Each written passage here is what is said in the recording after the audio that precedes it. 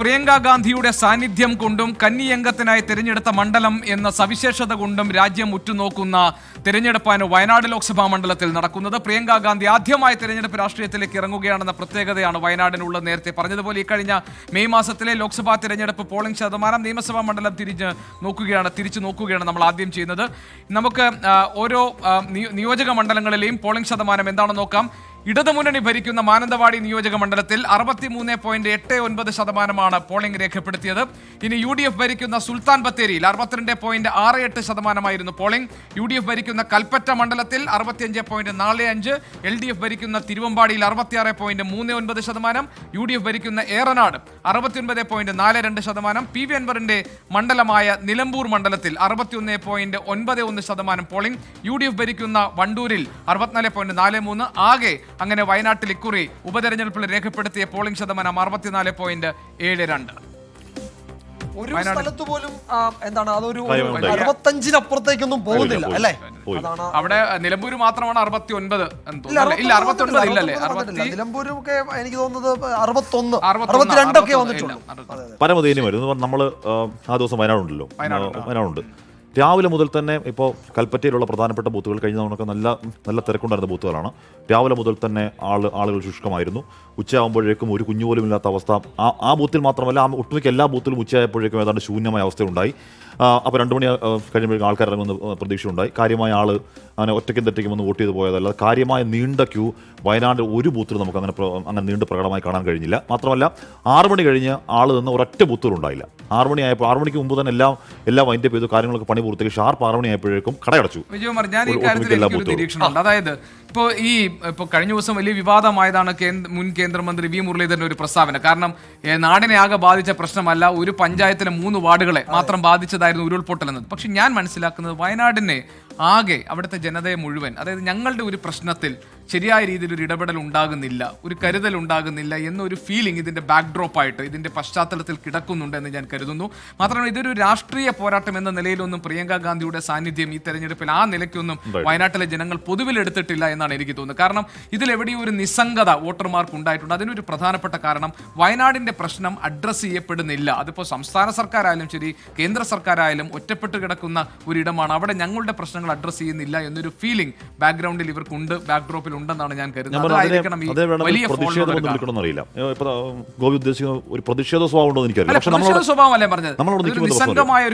ഒരു തർക്കം കരുത്തില്ല. ഞാൻ കണക്കാക്കുന്നത് ഏതെങ്കിലും തരത്തിൽ ഇപ്പം CPI പറയുന്നുണ്ട്, അല്ലെങ്കിൽ CPM LDF പറയുന്നുണ്ട്, അവിടെ രാഷ്ട്രീയമായി വോട്ട് ചോദിച്ചില്ല പ്രിയങ്ക, രാഷ്ട്രീയമായി വോട്ട് ഞങ്ങൾ മാത്രമാണ്, അവിടെ കാര്യങ്ങളെ വൈകാരികമായി പറഞ്ഞു. അതിനോടുള്ള ഞാനത് വിശ്വസിക്കുന്നില്ല.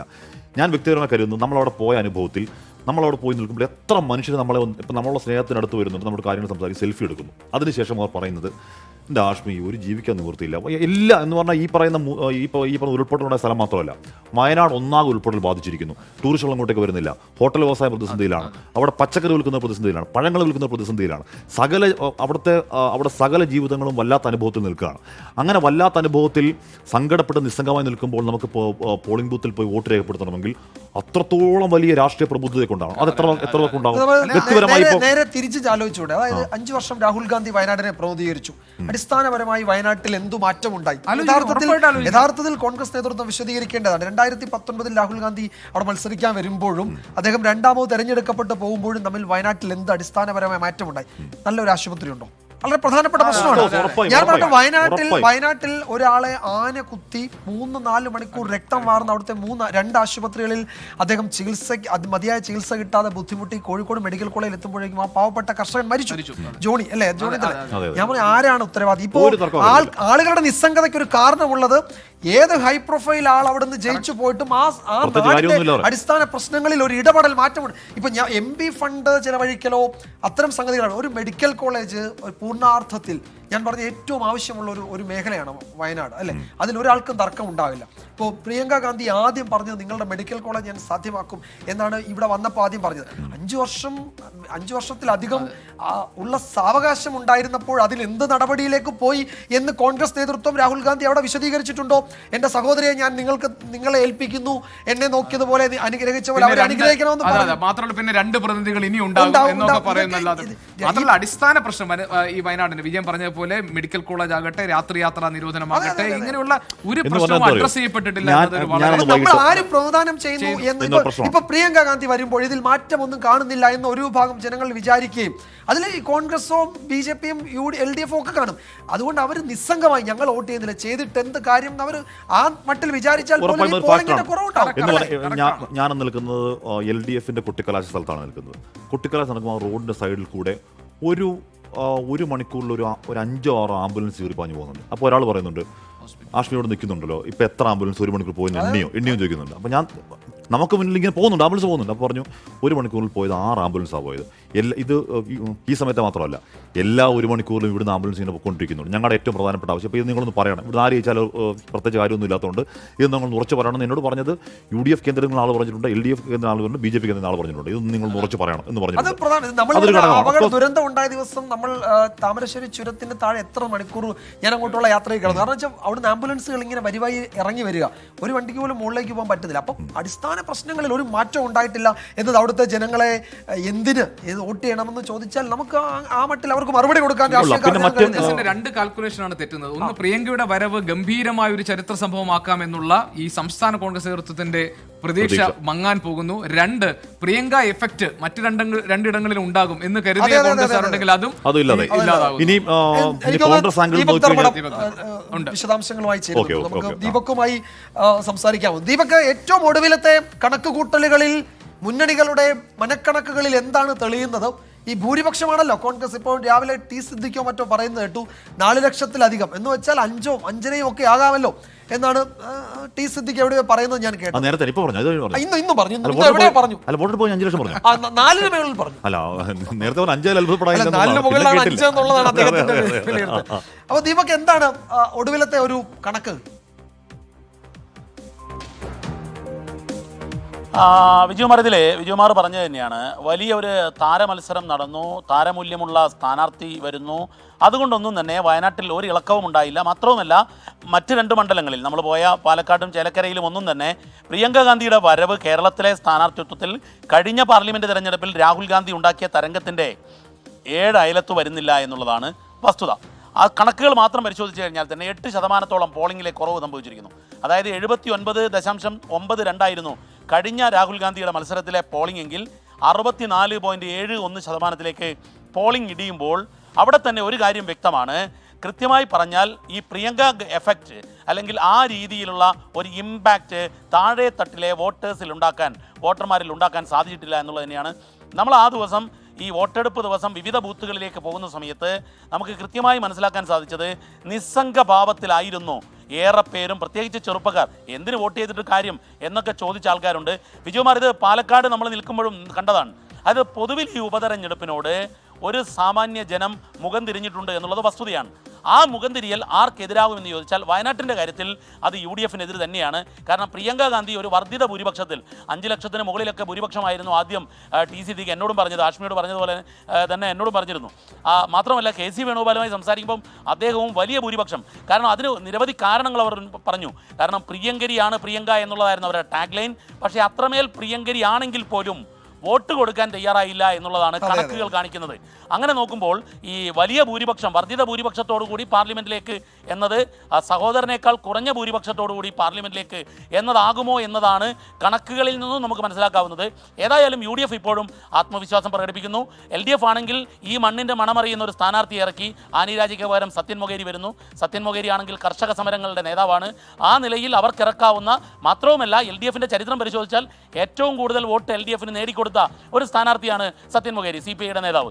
അങ്ങനെ ഇറക്കി. മാത്രവുമല്ല KS സുരേന്ദ്രന് പകരക്കാരിയായി വരുന്നത് നവ്യ ഹരിദാസാണ്. കോഴിക്കോട്ടെ രാഷ്ട്രീയത്തിൽ മാത്രം, കോർപ്പറേഷൻ കൗൺസിൽ രാഷ്ട്രീയത്തിൽ മാത്രം ഉള്ള ആൾ ഒരു വളരെ സീസൺഡ് ആയ ഒരു പൊളിറ്റീഷ്യനായി പ്രചരണത്തിനിറങ്ങുന്നു. ദേശീയ നിലവാരത്തിലുള്ള താരപ്രചാരകരെ എല്ലാം ഇറക്കുന്നു. പക്ഷേ ഈ ഇറക്കൽ കൊണ്ടെല്ലാം തന്നെ പോളിംഗ് ഉയർത്താൻ പറ്റുന്നില്ല എന്നത് യഥാർത്ഥത്തിൽ ഉപതെരഞ്ഞെടുപ്പിനോട് ജനം അല്പമെങ്കിലും മുഖം തിരിഞ്ഞു എന്നുള്ളത് തന്നെയാണ്. വയനാട്ടിലെ സാധാരണ ജനങ്ങളുടെ പ്രശ്നങ്ങളിലേക്ക് ഒരു പ്രചാരകരും താരപ്രചാരകരും പോയില്ല. നേരത്തെ പറഞ്ഞതുപോലെ നമ്മളൊക്കെ ആംബുലൻസുകളുടെ എണ്ണം കാണുന്നതാണ്. മണിക്കൂറിൽ ആഷ്മി 6 ആംബുലൻസ് ഒന്നുമല്ല, ഏതാണ്ട് 10-ലേറെ ആംബുലൻസ് ഒക്കെ പോകുന്ന ഘട്ടങ്ങൾ നമ്മൾ കണ്ടതാണ്. പക്ഷേ വയനാട്ടിൽ കൃത്യമായി ആരോഗ്യ സംവിധാനം ഇതൊന്നുമില്ല. അപ്പോൾ അടിസ്ഥാന പ്രശ്നങ്ങളിൽ പരിഹാരമില്ലാതെ പോകുമ്പോൾ ജനം ജനാധിപത്യത്തിൽ നിന്നും അകലുന്നു എന്നുള്ളതാണ് ഈ വോട്ടിംഗ് പാറ്റേണിലെ ശതമാന കുറവ് കാണിക്കുന്നത്. ഹാഷ്മി വിജയകുമാർ ഗോപി.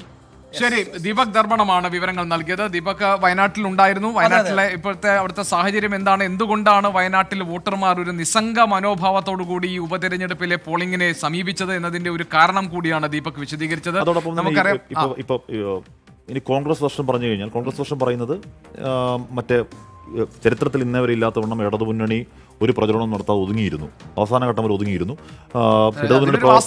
ഇടതുമുന്നണി പ്രവർത്തകർ ഞങ്ങൾ എന്തിനിറങ്ങി വോട്ട് ചെയ്തിട്ട് പ്രത്യേകിച്ച് കാര്യമൊന്നുമില്ലോ, പിന്നെ ഇറങ്ങി വോട്ട് ചെയ്യേണ്ട കാര്യമില്ല ഓഫ് കോഴ്സ് എന്ന് പറഞ്ഞാൽ അപ്പം അങ്ങനെ കരുതി ഇടത് കേന്ദ്രങ്ങൾ കാര്യമായി വോട്ട് ചെയ്യപ്പെട്ടില്ല. BJPക്ക് സമാനമായ അവസ്ഥയുണ്ട്. അപ്പോൾ അതാണ് ഈ ശതമാനക്കുറവിന് കാരണമെന്നാണ് കോൺഗ്രസ് വർഷം. അതിനൊരു പരിധി വരെ ഒരു ചെറിയ ഘടകം ഉണ്ടോ വെച്ചാൽ ചെറിയ ഘടകം ഉണ്ടാകും. പക്ഷേ എന്നതുകൊണ്ട് മാത്രം പോളിംഗ് ശതമാനം ഇത്രയും ഇടിയില്ല. പ്രചാരണം ഉണ്ടായിരുന്നില്ല എന്നുള്ളൊരു സത്യമാണ്. മൃഗീയ ആധിപത്യമുള്ള മണ്ഡലങ്ങൾ ഈ വയനാട് മറ്റു മണ്ഡലങ്ങളെക്കാൾ അധികം ഉണ്ടല്ലേ? ഒന്നും 65 കൂടിയിട്ടില്ല. അതാണ് അതിലെ അടിസ്ഥാന പ്രശ്നം. അല്ല, പൊതുവെ ഞാൻ ഒരിക്കൽ കൂടി പറഞ്ഞു, ഞാൻ എൻ്റെ വ്യക്തിപരമായ മനസ്സിലാക്കൽ ഈ പോളിംഗ് ശതമാനം കുറയാനുള്ള കാരണം ഏതെങ്കിലും തരത്തിൽ പ്രതിഷേധമോ ഏതെങ്കിലും തരത്തിൽ നിസ്സംഗതയോ ഒന്നുമല്ല. എന്ന് പറഞ്ഞാൽ കോപി നമ്മുടെ വ്യക്തിത്വത്തിൽ, നമ്മുടെ അസ്തിത്വത്തിൽ, നമ്മുടെ വീടിനെ, നമ്മുടെ വീട്ടുകാരെ ബാധിക്കുന്ന ഒരു വേദന നിലനിൽക്കുമ്പോൾ അവിടെ നിന്ന് ഇറങ്ങിപ്പോയി വോട്ട് ചെയ്യാൻ ഞാൻ തയ്യാറാവില്ല. ഒരു ഇമോഷണൽ പോയിന്റ് അതിനകത്ത് ഉണ്ടെന്നാണ് എനിക്ക് ഒരു മടിയില്ല. അത് ഞാൻ പറഞ്ഞത്, നമ്മൾ പറഞ്ഞതും വിജയൻ പറഞ്ഞതും ചേർത്ത് വായിക്കാവുന്നതാണ്. കാരണം കഴിഞ്ഞ 5 വർഷം ഒന്നും ചെയ്തില്ല, ഇനി ഒന്നും നടക്കാൻ ഒരു വേദന. ആ വേദന പോളിംഗ് ശതമാനം കുറവിന് കാരണമായെന്ന് വ്യക്തിപരമായി അവരോട് സംസാരിച്ച് പോത്ത് ഞാൻ പറഞ്ഞു കേട്ടോ. എനിക്കറിയില്ല, അത് അല്ലാതെ അറിയില്ല. ഈ വയനാട്ടിൽ കഴിഞ്ഞ തവണ ഇപ്പോൾ 2024 ലോക്സഭാ തെരഞ്ഞെടുപ്പ് നടന്നത്. അവിടെ UDF കിട്ടിയത് 59.69% വോട്ട് ഷെയർ ആണ്. അതായത് രാഹുൽ ഗാന്ധിക്ക് കിട്ടിയ വോട്ടുകൾ 59.69% ആണ് വോട്ട് ഷെയർ. ഇടതുമുന്നണിക്ക് കിട്ടിയത് 26.09%. NDAക്ക് അന്ന് കെ സുരേന്ദ്രനായിരുന്നു NDA സ്ഥാനാർത്ഥിയെ മത്സരിച്ചത്. 13% വോട്ടുകളാണ് കിട്ടിയത്, മറ്റുള്ളവർക്ക് 1.06. ഇതാണ് വയനാട്ടിൽ 2024 മെയ് മാസത്തിൽ നടന്ന ലോക്സഭാ തെരഞ്ഞെടുപ്പിലെ വോട്ട് ഷെയർ. അതിന്റെ കണക്കാണ്, ആ ചാർട്ടാണ് നമ്മൾ ഇപ്പോൾ കാണുന്നത്. ഈ ശതമാനത്തിന്റെ കുറവ് ഉറപ്പായും പ്രിയങ്ക ഗാന്ധി ഈ പറഞ്ഞ 5 ലക്ഷം 4 ലക്ഷം ഒന്നും പോകില്ല എന്നാൽ ഉറപ്പാണ്. ഒരു 3 ലക്ഷം എത്തിയാൽ പോലും പ്രിയങ്ക ആദ്യ മത്സരമാണ്. അത് KPCന് മറുപടി പറയേണ്ടി വരും. മാത്രമല്ല പ്രിയങ്ക ഗാന്ധി ആ വിഷയത്തിൽ കുറച്ച് അസ്വസ്ഥയാണ് എന്ന് പോലും കേൾക്കുന്നുണ്ട്. ഏറ്റവും കൂടുതൽ ദീപക് ധർമ്മ സംസാരിക്കുമ്പോഴും ശതമാനത്തെ പറ്റി അത് ജനം തീരുമാനിക്കട്ടെ എന്ന് പറഞ്ഞു വിടുകയായിരുന്നു. അപ്പോൾ തന്നെ സൂചന ഉണ്ടായിരുന്നു. അപ്പോൾ അങ്ങനെ പ്രശ്നം അവിടെയുണ്ട്. ഇനി LDFിലേക്ക് വന്നാൽ സത്യമൊഗേരിയെ പോലെ അവർക്ക് കിട്ടാവുന്ന ഏറ്റവും ബെസ്റ്റ് കാൻഡിഡേറ്റിനെ അവിടെ നിർത്തുന്നു എന്ന് പറഞ്ഞാൽ ആ മണ്ഡലത്തിൽ LDFന് ഏറ്റവും കൂടുതൽ വോട്ട് നേടിക്കൊടുത്ത ഒരു സ്ഥാനം സത്യമൊഗേരിയാണ് എന്ന് പറഞ്ഞാൽ വലിയ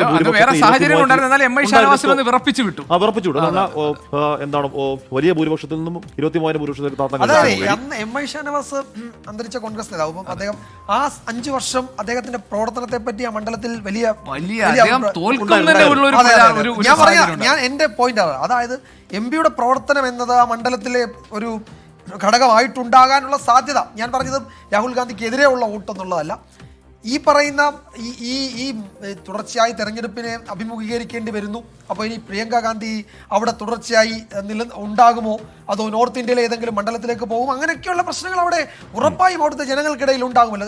തുടർച്ചയായി ഇപ്പോൾ ബൈ ഇലക്ഷൻ എന്ന് പറയുന്നത് തന്നെ ഒഴിവാക്കണം, അത്തരം അപൂർവ സാഹചര്യങ്ങളിൽ മാത്രമേ ഇടക്കാല തെരഞ്ഞെടുപ്പുകൾ പാടുള്ളൂ എന്ന നമ്മളുടെ പുതിയ തലമുറയിലെ വോട്ടർമാരുടെ ആലോചനകൾ അതൊക്കെ ഉൾപ്പെടുന്നുണ്ട്. ഇടയ്ക്കിടയ്ക്ക് പോയി വോട്ട് ചെയ്യുക, അത്തരം സംഗതികൾ ഒഴിവാക്കണം. ഇതൊക്കെ വിജയം പറഞ്ഞത് ഒരു രാജ്യം ഒരു തെരഞ്ഞെടുപ്പ്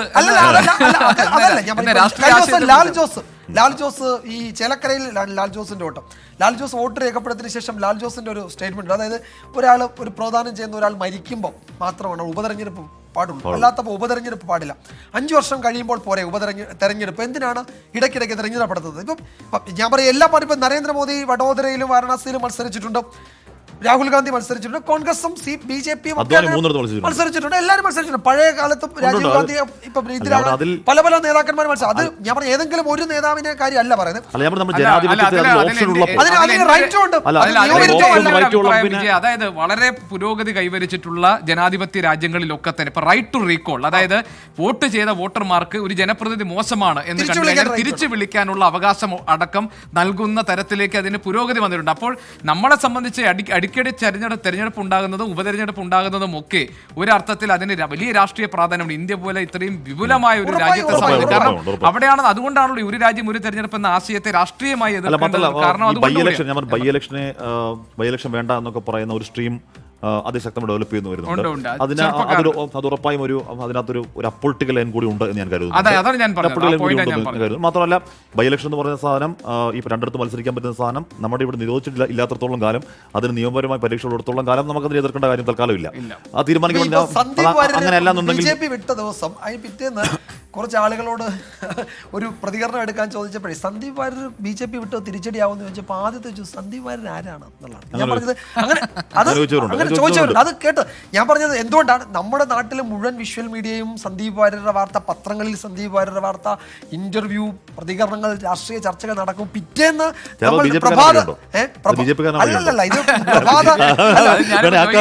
പ്രഭാത നടത്തത്തിന് പോയ ആളുകളോടാണ് ചോദിക്കുന്നത്. പ്രഭാത നടത്തിന് ഇറങ്ങിയ ഏതാണ്ട് ഒരു 25 വയസ്സുള്ള ചെറുപ്പക്കാരുടെ സന്ദീപ് വാര്യർ ആരാ എന്ന് തിരിച്ചു ചോദിക്കുന്ന അവസ്ഥ ഉണ്ട്. ഞാൻ പറഞ്ഞത് അത്തരമൊരു സമൂഹത്തെ, അത്തരമൊരു തലമുറയാണ് നമ്മൾ അഡ്രസ് അവരെ കൂടി ചേർത്തിട്ടാണ് ഇലക്ഷൻ പ്രോസസ് ഒക്കെ അഡ്രസ് ചെയ്യുന്നത്.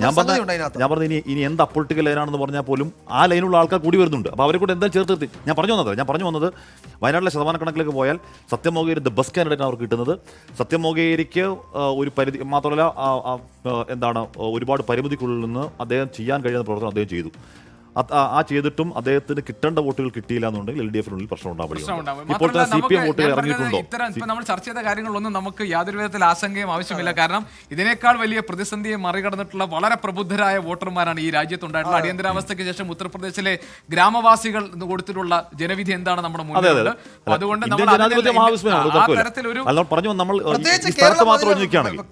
കേരളം നിന്ന